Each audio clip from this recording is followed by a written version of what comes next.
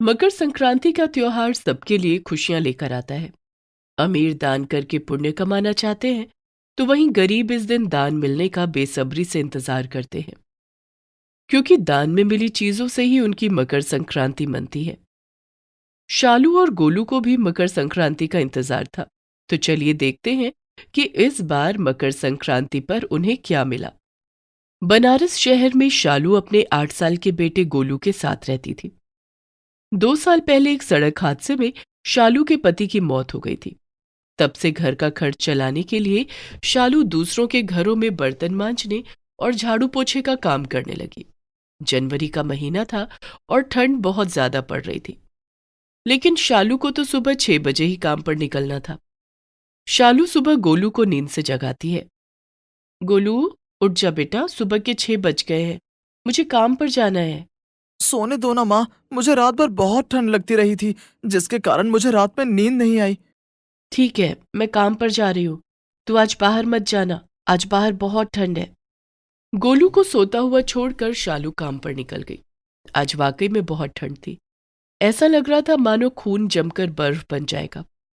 शालू के पास एक ही शॉल थी, वो भी कई जगहों से फटी हुई। शालू अपनी शॉल में लिपटी और सिमटी हुई काम पर पहुंची। अरे शालू, आ गई तू? कल रात हमारे घर में पार्टी थी, काफी मेहमान आए थे।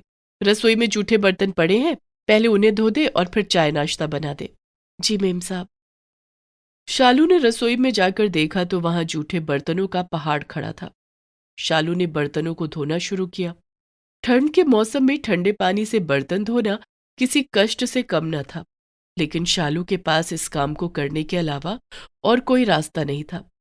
बर्तन धोने के बाद शालू ने खाना बनाया और फिर झाड़ू पोछा, कपड़े, सारे काम करके शालू अपने घर लौटी। रोज की तरह आज भी गोलू घर पर नहीं था। शाम को जब गोलू घर आया, गोलू बेटा, बाहर इतनी ठंड है, तुझे मना किया था ना कि आज बाहर मत जाना। ठंड लग गई तो इलाज कराने के लिए पैसे कहाँ से आएंगे? तू मेरी बात सुनता क्यों नहीं?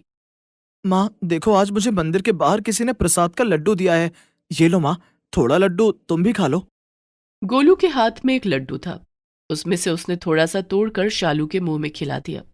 मुझे माफ कर दे बेटे, मैं तुझे 2 सूखी रोटी के अलावा कुछ नहीं खिला सकती। इतना कहकर शालू की आंखों से आंसू बहने लगते हैं। गोलू अपने हाथों से शालू के आंसू पोंछता है और कहता है, रो मत माँ, सूखी रोटी ही सही, लेकिन तुम मुझे अपनी मेहनत की रोटी खिलाती हो और मंदिर के बाहर रोज मुझे कुछ ना कुछ खाने को मिल जाता है।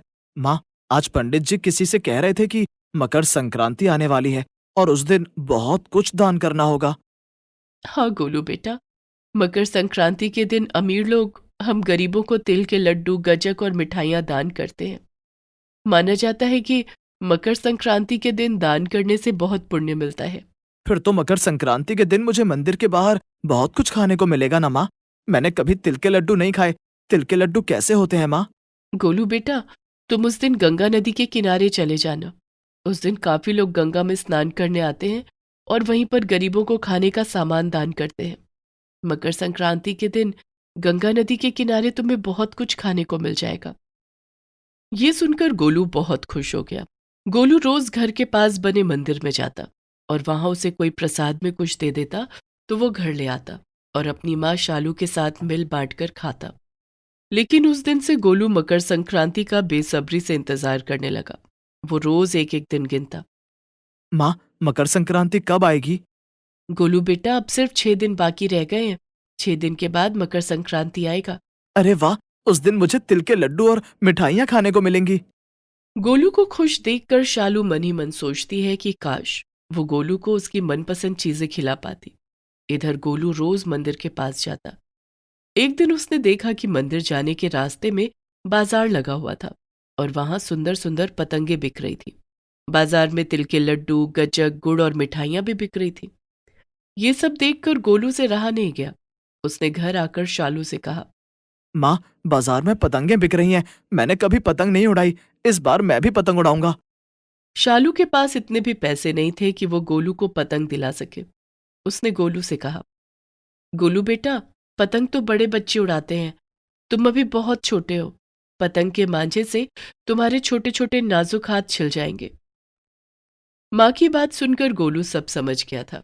उसने शालू से दोबारा कभी पतंग खरीदने के लिए नहीं कहा, लेकिन उसका बहुत मन हो रहा था कि दूसरे बच्चों की तरह वो भी खुले आसमान में बहुत दूर तक अपनी पतंग उड़ाए। गोलू बाजार में आते जाते रंग बिरंगी पतंगों को सिर्फ देख कर रह जाता। कभी कभी उसका मन हुआ कि वो उन पतंगों की कीमत पूछ ले, लेकिन क्या फायदा, माँ तो पतंग खरीदने नहीं देगी। जैसे जैसे मकर संक्रांति नजदीक आ रही थी, बाजार की रौनक भी बढ़ती जा रही थी। बाजार में तिल से बनी मिठाइयां चारों तरफ सज गई थी। जल्दी से मकर संक्रांति आ जाए, फिर अमीर लोग मुझे भी दान में तिल और मिठाइयाँ देंगे और मैं जी भरकर उन्हें खाऊंगा। अगर दान में कुछ पैसे मिल गए तो उन पैसों से मैं पतंग भी खरीदूंगा। बच्चों ने पतंगे उड़ानी शुरू भी कर दी हैं। गोलू दूसरे बच्चों को पतंगे उड़ाते हुए देखा करता और सोचता कि कभी उसके पास भी रंग बिरंगी पतंगे होंगी। एक एक करके दिन बीत गए और मकर संक्रांति का दिन भी आ गया। उस दिन गोलू शालू से पहले जाग गया। अरे गोलू बेटा, आज तू इतनी जल्दी उठ गया, क्या बात है बेटा? क्या ठंड के कारण तुझे रात में नींद नहीं आई? नहीं माँ, आज मकर संक्रांति है ना। आज मैं गंगा के किनारे जाऊंगा। आज ढेर सारे लोग गंगा में स्नान करने आएंगे और गरीबों को दान देंगे। वो मुझे भी दान देंगे और मुझे दान में जो मिलेगा उसे लेकर मैं घर आ जाऊंगा। ठीक है बेटा, लेकिन ध्यान से जाना बेटा, गंगा घाट पर आज काफी भीड़ होती है। मैं काम पर जा रही हूँ, आज मालकिन ने जल्दी बुलाए हैं। शालू अपने काम पर निकल गई। तेज कदमों से चलता हुआ गोलू भी गंगा घाट पहुंच गया।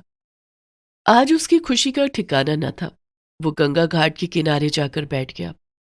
काफी संख्या में लोग वहां आकर गंगा में स्नान कर रहे थे। गोलू ने देखा कि आज गंगा के किनारे भिखारियों की भी काफी भीड़ थी। गंगा में स्नान करने वाले लोग उन्हीं भिखारियों को दान देकर जाने लगे और गोलू को किसी ने कुछ नहीं दिया। ये देखकर गोलू बहुत मायूस हो गया। लगता है मेरी किस्मत में मकर संक्रांति मनाना नहीं लिखा।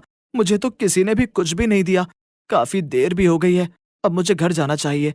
माँ परेशान हो रही होगी। उदास मन से गोलू वहां से उठकर घर की ओर जाने लगा। रास्ते में उसने देखा कि छोटे बड़े बच्चे अपने अपने घर की छत पर पतंगे उड़ा रहे थे और काफी खुश थे। तभी गोलू की नजर एक 3 मंजिला घर की छत पर गई, जहां एक छोटा सा बच्चा पतंग उड़ा रहा था। और पतंग उड़ाते उड़ाते वो कब छत की मुंडेर तक पहुंच गया, उसे पता ही नहीं चला। अरे, ये बच्चा तो छत की मुंडेर पर खड़ा है। अगर इसने एक कदम भी पीछे किया तो ये नीचे गिर जाएगा। मुझे इसे बचाना होगा। ये सोचकर गोलू उस बच्चे को आवाजें लगाने लगा, लेकिन उस बच्चे ने गोलू की आवाज नहीं सुनी। तब गोलू दौड़ कर गया और उस छत के नीचे जाकर खड़ा हो गया। और जैसे ही उस बच्चे ने अपना एक पैर पीछे की तरफ बढ़ाया, वो चिल्लाता हुआ छत से नीचे गिर गया। लेकिन नीचे तो गोलू खड़ा था। गोलू ने उस बच्चे को अपनी गोद में लपक लिया और उसे जमीन पर गिरने से बचा लिया।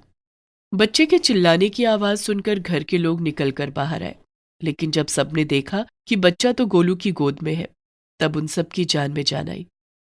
बच्चे की मां ने आगे बढ़कर अपने बच्चे को गोद में लिया और उसे अपने कलेजे से लगाकर रोने लगी। मेरा बच्चा, मेरा राजा बेटा, तू ठीक तो है ना बेटा? हाँ माँ, मैं बिल्कुल ठीक हूँ। इस भैया ने मुझे बचा लिया। बच्चे के पिता ने गोलू का धन्यवाद करते हुए गोलू से कहा। बेटा, तुम्हारा बहुत बहुत धन्यवाद।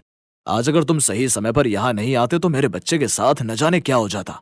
बेटे, तुम्हारे माता पिता कौन है? मुझे अपने घर ले चलो। मेरे पिताजी नहीं है। मेरी माँ दूसरों के घरों में काम करती है। हम लोग बहुत गरीब हैं। नहीं बेटा, तुम गरीब नहीं हो। तुम तो दिल से बहुत अमीर हो। जरा थोड़ी देर रुको। बच्चे का पिता घर के अंदर जाता है और ढेर सारे तिल के लड्डू, मिठाइयां, नए कपड़े और रुपए पैसे लेकर बाहर आता है। बेटे, अब मुझे अपने घर ले चलो। गोलू उस आदमी को लेकर अपने घर जाता है और उसे अपनी माँ शालू से मिलवाता है। बहन जी, आपके बेटे की वजह से आज मेरे बच्चे की जान बच पाई है। आपका बेटा साक्षात भगवान बनकर मेरे घर आया है। मेरी तरफ से मकर संक्रांति के अवसर पर यह छोटी सी भेंट रख लीजिए। बचाने वाला तो भगवान है साहब, मेरे बेटे ने तो सिर्फ अपना धर्म निभाया है। उस आदमी ने तिल के लड्डू, मिठाइयां, नए कपड़े और रुपए पैसे शालू को दे दिए। बहन जी, अगर आप कहें तो आज से आपके बेटे की पढ़ाई की जिम्मेदारी मेरी है। आपका बेटा बहुत होनहार है। मुझे विश्वास है कि यह पढ़ लिखकर अपना नाम रोशन करेगा। कल से ही गोलू स्कूल जाएगा। सच भाई साहब, आपका बहुत बहुत धन्यवाद। शालू और गोलू दोनों बहुत खुश हो गए। मकर संक्रांति का त्योहार उनके लिए नई खुशियां लेकर आया था। माँ, आज मकर संक्रांति पर हमें कितना दान मिला है। मैं जी भरकर तिल के लड्डू और मिठाइयाँ खाऊंगा। गोलू बेटा, मकर संक्रांति के अवसर पर भगवान किसी गरीब की झोली खाली नहीं रहने देते हैं। भगवान की कृपा से ही हमें आज ये सब मिला है। तुम जल्दी से नहा धोकर सूर्य भगवान की पूजा कर लो, फिर नए कपड़े पहनकर हम दोनों मकर संक्रांति का त्योहार बड़े धूमधाम से मनाएंगे। गोलू ने जल्दी से नहा धोकर सूर्य भगवान की पूजा की। शालू और गोलू ने मकर संक्रांति का त्योहार धूमधाम से मनाया। दूसरे दिन से गोलू स्कूल जाने लगा। गोलू बेटा, खूब मन लगाकर पढ़ाई करना। तुम्हें खूब पढ़ना है और बड़ा आदमी बनना है। ठीक है माँ, मकर संक्रांति का त्योहार इस तरह सभी के लिए ढेर सारी खुशियाँ लेकर आए।